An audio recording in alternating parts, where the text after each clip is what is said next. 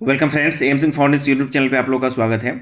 68वीं BPSC mains का form fill up शुरू हो चुका है और आपको पता है कि 6/4 यानी कि आज से शुरू हो चुका है और 20/4/2023 तक की होगा। 12 में से आपको एग्जामिनेशन है तो समय बहुत कम है। महत्वपूर्ण चीज़ ये है कि इस पड़ाव पर आपने पीटी क्वालिफाई किया है, आपके फॉर्म फिलअप प्रोसेस बहुत ही सही ढंग से होने चाहिए। जो भी डॉक्यूमेंट्स आपसे मांगा जा रहा है वो सही ढंग से होना चाहिए। आपका पोस्ट प्रेफरेंस बहुत सही ढंग से होना चाहिए। तो इन्हीं सब मुद्दों पर आज बात करने के लिए उपस्थित हुआ हूँ, क्योंकि पोस्ट प्रेफरेंस एक ऐसा टॉपिक है कि अभी भी जब मैं देखता हूँ तो मुझे भी बहुत दिक्कत होती है, मतलब अरेंज करने में। दिक्कत इन द सेंस कि लोगों की प्राथमिकताएं अलग अलग तरीके की होती हैं, तो उनका जो चॉइस होता है पोस्ट प्रेफरेंस में, वहाँ पर थोड़ा सा संघर्ष करना पड़ता है। तो उस संघर्ष को मैं आपके लिए आसान बनाऊंगा। साथ ही साथ जो डॉक्यूमेंट्स बहुत ही जरूरी है उसकी भी चर्चा करूंगा। कुछ जनरल बातें मैं कर लेता हूँ। सबसे पहले आपको पता है कि इसका फॉर्म अप्लाई डेट 6/4 से शुरू होने वाला है, 20/4 तक चलेगा।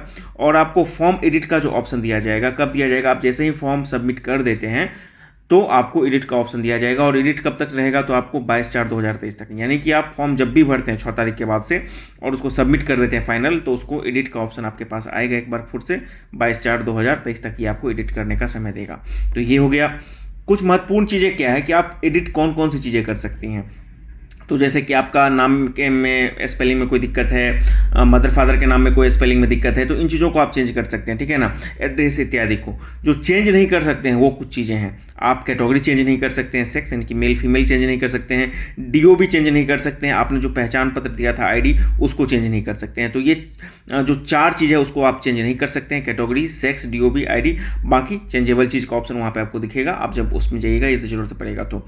आप देखना है कि जब आप फॉर्म फिलअप कर देते हैं तो हार्ड कॉपी आपको अपने पास सुरक्षित रख लेना है। फिर से आपको फ़ी लगेगा, वो फ़ी आपको फिर से देना पड़ेगा। जो भी कैटेगरी वाइज 750 से लेके 200 इत्यादि सब कुछ कैटेगरी वाइज आपका डिफरेंस है। मतलब जनरल के लिए और बीसी के लिए, ईबीसी के लिए, ईडब्ल्यूएस के लिए वही है 750 है, और बाकी लोगों के शायद एससी एसटी और महिला के लिए अलग है, ठीक है ना।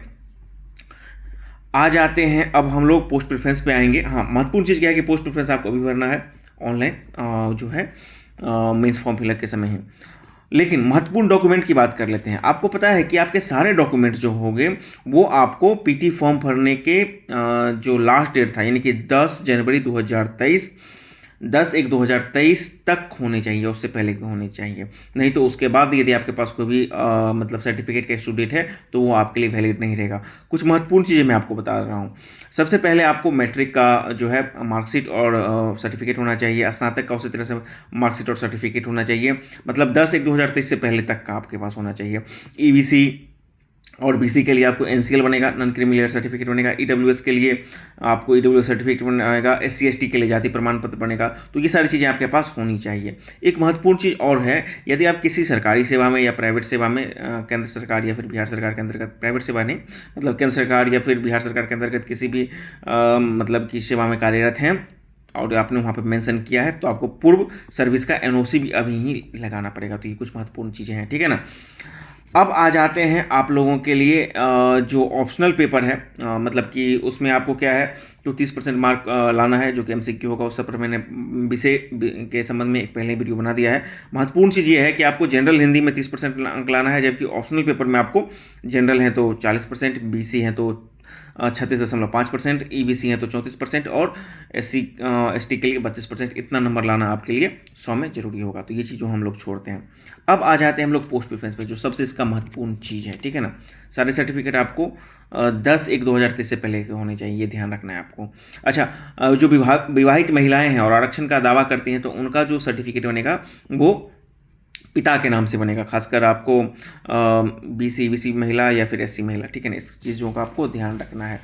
पोस्ट प्रेफरेंस आते हैं, ये एक बहुत ही इंपॉर्टेंट टॉपिक है, क्योंकि आप देखिए सर्टिफिकेट भी आपके पास होना बहुत जरूरी है। क्योंकि इस पड़ाव पे आकर के यदि आप कोई सर्टिफिकेट गलत लगा देते हैं या फिर उसके नॉर्म्स को फॉलो नहीं करते, तो पास होकर भी यदि आपका रिजल्ट नहीं आता तो कितनी बड़ी दुख की बात होगी वो। तो इसीलिए इन दोनों चीज़ों को, मतलब सर्टिफिकेट का जो भी इंस्ट्रक्शन आपको दिया गया है, जितना भी चीज़ मांगा जा रहा है, हाँ, ये सारे के सारे आपको मूल प्रमाण पत्र में होने चाहिए। अभी जब आप फॉर्म भरिएगा तो इसका नंबर आपको वहाँ पे लेगा, ठीक है ना। इसको अपलोड नहीं करना होता है, बल्कि इसका आपको नंबर लगेगा। जैसे आपको मैट्रिक का जो सर्टिफिकेट है उसका इशू डेट, या फिर आपको ओबीसी या ईडब्ल्यूएस या एनसीएल जो भी आपको इशू करेगा उसका इशू डेट, और वो इशू करने वाले अधिकारी का वहाँ पे नाम, और वो, और यही चीज़ आपको वहाँ पर भी जब आप इंटरव्यू में जाइएगा तो आपको वहाँ पे प्रस्तुत करना होगा मेन कॉपी में, ध्यान रखना है। तो ये आपके पास मूल होना चाहिए। अब आ जाते हैं पोस्ट प्रेफरेंस। देखिए पोस्ट प्रेफरेंस जो है ना, चॉइस का मुद्दा है। किन्हीं का चॉइस होता है कि हमको आराम तलबी जॉब चाहिए, किसी का होता है कि हमको वर्दी वाला चाहिए, किसी का हाइट वगैरह नहीं होता है, वर्दी वाला तो होता है लेकिन हाइट नहीं होता है। तो इन सब चीज़ों का ध्यान रखना होता है।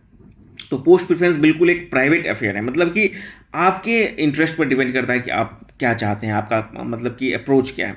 फिर भी मैं कुछ चीज़ों के बारे में यहाँ पर निश्चित रूप से बात करूँगा, जैसे कि ऑब्वियसली इस बार यदि डीएसपी की बात करें तो डीएसपी बीपीएस यानी कि बिहार पुलिस सर्विस 8 पद है, इसमें एक पर मैक्सिमम लोग रखेंगे, है ना। उसके बाद आपको बहुत सारे लोग ऐसे भी होते हैं जो वर्दी में चाहते हैं, तो उन लोगों के लिए मिलता जुलता है, जिला समादेष्टा है, काराधीक्षक है, जिला अग्निशमन पदाधिकारी है। जिला समादेष्टा का 1 पद है, काराधीक्षक का 2 पद है और जिला अग्निशमन पदाधिकारी का 19 पद है। तो जो बिल्कुल चाहते हैं कि हमको वर्दी वाला जॉब ही चाहिए, तो इसको मतलब डीएसपी देने के बाद इस 3 को आगे पीछे कर सकते हैं, ठीक है ना। उसके बाद राजकर सहायक आयुक्त है, अवर निबंधक है। अब देखिए यहाँ पे प्रॉब्लम ये है कि बहुत सारे लोगों का चॉइस होता है कि नहीं हमको मतलब थोड़ा सा सॉफ्टिकेटेड जॉब चाहिए, 9 to 5 जॉब चाहिए या आगे का तैयारी करना है, तो वो लोग मे बी डीएसपी पहले ना भर करके अवर निबंधक या राजकर सहायक आयुक्त भी भर सकते हैं, ठीक है ना। तो ये जॉब का अपना अपना क्वालिटी है ना, तो इसको आपको देख लेना है। उसके बाद एडीटीओ बहुत ही अच्छा एक पद माना जाता है, आपदा वाला लेवल 8 का पद है। अच्छा, अब जब पोस्ट प्रेफरेंस दीजिएगा तो ये भी ध्यान रखना है कि आपको लेवल के साथ जाना है, यानी कि वेतन के साथ जाना है, या नहीं आपको पावर चाहिए, ये सब चीज़ें भी ध्यान रखना पड़ता है पोस्ट प्रेफरेंस में। आरडीओ बीपीआरओ और आरओ की बात की जा रही है, तो अभी भी बहुत सारे लोग आरडीओ के साथ जाएंगे, कोई बीपीआरओ के साथ आ सकता है, और इसके नीचे आप आरओ को रख सकते हैं। फिर सप्लाई इंस्पेक्टर है, एलयू है, इत्यादि वगैरह है। तो ये इन पोस्ट प्रेफरेंस का अलग अलग चीज़ है। ऐसे में देखिए कि जिला मतलब जो जिला समादेष्टा है या फिर आपको शिक्षा सेवा है, ये भी एक अच्छा पोस्ट माना जाता है। तो ये सब पोस्ट भी आपको दौर में रहेंगे उसमें। तो मेरा अब जब अपना मैं बोलूँगा, मैं पर्सनल, यदि मुझे इस फॉर्म को भरना है और यदि चूज करना है तो मैं अपना पर्सनल बोलूँगा। यद्यपि मैं बार बार बता रहा हूँ कि किसी को वेतन चाहिए होता है, किसी को लेवल 7 फिर लेवल 9 ऊपर करते हैं, फिर लेवल 8 करते हैं, फिर लेवल 7 करते हैं, किसी को नहीं लेवल 9 को ऊपर कर दिए। लेकिन ठीक है, लेवल 7 के कुछ पोस्ट होते हैं जिनके पास पावर है, रुतबा है, सब कुछ है, फील्ड वर्क है, पब्लिक इंट्रैक्शन है, जैसे आरडीओ हो गया, बीपीआरओ हो गया, आरओ हो गया, तो वो लोग उसको ऊपर रखना चाहते हैं। तो वो सब डिफरेंस करता है ना। किसी कम महिलाएं हैं, उनको 9 to 5 जॉब चाहिए, तो वो मतलब कि राजकर सहायक तो हो गया, ये सब जॉब चाहती हैं जो पटना में, शहर में, टाउन में। अवर निबंधक कुछ लोगों का अपना होता है, कुछ अलग अप्रोच रहता है, तो अवर निबंधक को लाते हैं। लेकिन अब मैं इन चीज़ों के बाद यदि मैं एक अपना पर्सनल कर रहा हूँ तो मैं बता रहा हूँ, हालांकि ये आपके चेंज हो जाएंगे आपके प्रायोरिटी के अनुसार। तो यदि आप मेरा पर्सनल पूछिए तो मैं आपको बता रहा हूँ, यदि मुझे ये फॉर्म भरना होता तो मैं क्या भरता। तो मैं पहले बीपीएस को प्रथम देता, बिहार पुलिस सर्विस को, फिर मैं देता अवर निबंधक को, ठीक है ना, और उसके बाद देता राजगढ़ सहायक आयुक्त को, फिर जो था आपको सहायक नियोजन का, क्योंकि ऑब्वियसली मैं बता रहा हूँ कि ठीक है बीपीएस एक प्रॉपर पोस्ट है। उसके बाद मुझे और वर्दी के पोस्ट को थोड़ा सा मैं नीचे करता, इसलिए मैं अपना दे रहा हूँ। तो मैं बीपीएस को पहला देता, फिर अवर निबंधक को देता, फिर राजकर सहायक आयुक्त को देता, उसके बाद जिला उसके बाद जस्ट सहायक नियोजन जो है सहकारिता है उसको भी दे देता, उसके बाद जिला शिक्षा सेवा को देता, फिर देता जिला समादेष्टा को, काराधीक्षक को देता, और श्रम अधीक्षक है तो इसको मैं देता, है ना। फिर देता आपको नियोजन पदाधिकारी को, जिला नियोजन पदाधिकारी है, निर्वाचन पदाधिकारी है, प्रोविशन है, इक है ना।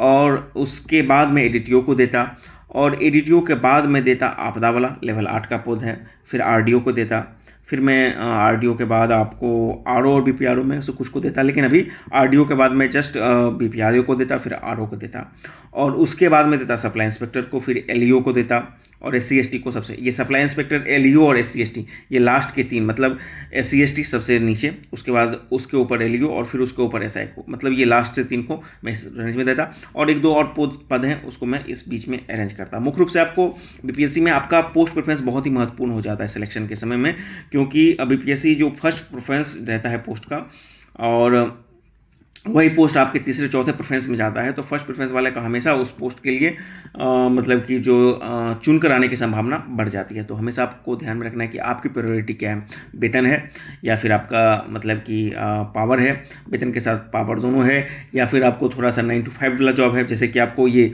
जो राजकर सहायक है, तो वो 9 to 5 वाला जॉब एक बिल्कुल फिट बैठता है, लेवल 9 का भी है ना, शहर में भी है। तो ये सब आपको ध्यान में रखना है। तो मैंने अपना एक मोटे तौर पर बता दिया। आप हमेशा ध्यान रखिएगा कि आपको जॉब करना है तो बेहतर चीज़ आपके लिए क्या है ना।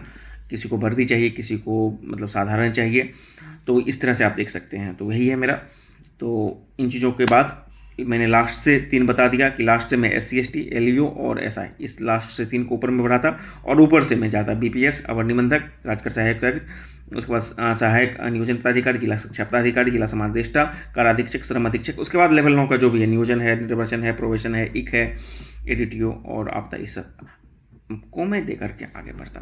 तो आज की वीडियो में इतना ही। ये तो मैं एक मोटे तौर पर आपको पोस्ट प्रेफरेंस में बताया, आप अपना भी देख सकते हैं आपका चॉइस क्या है, और अपने आसपास लोगों को, किसी एक्सपर्ट से आप खुद बात कर सकते हैं, क्योंकि अल्टीमेटली आपको जॉब करना है, उसको ध्यान रखना है। लेकिन जो सर्टिफिकेट वगैरह है उसको 10:30 से पहले, 10/1/2023 से पहले का होना चाहिए, और सब मूल कॉपी में आपके पास होना चाहिए, ताकि आप इंटरव्यू के समय उसको प्रस्तुत कर सकें। तो ये है, आपको टेक्निकल चीज़ों को ध्यान रखना है। क्या होता है ना, आप एग्जाम में OMR को भरते हैं बहुत ध्यान से, तो वही ये OMR वाला भरने वाला, क्योंकि वहाँ पर आप गलती कर दी तो आपका सारा पास किया हुआ चीज़ फेल हो जाता है। तो यहाँ पर भी वही बात है, सारा फॉर्म को जो भी इंस्ट्रक्शन दिया गया उसको अच्छे से भरना है, और पोस्ट प्रेफरेंस भी अच्छे से भरना है। Thank you very much.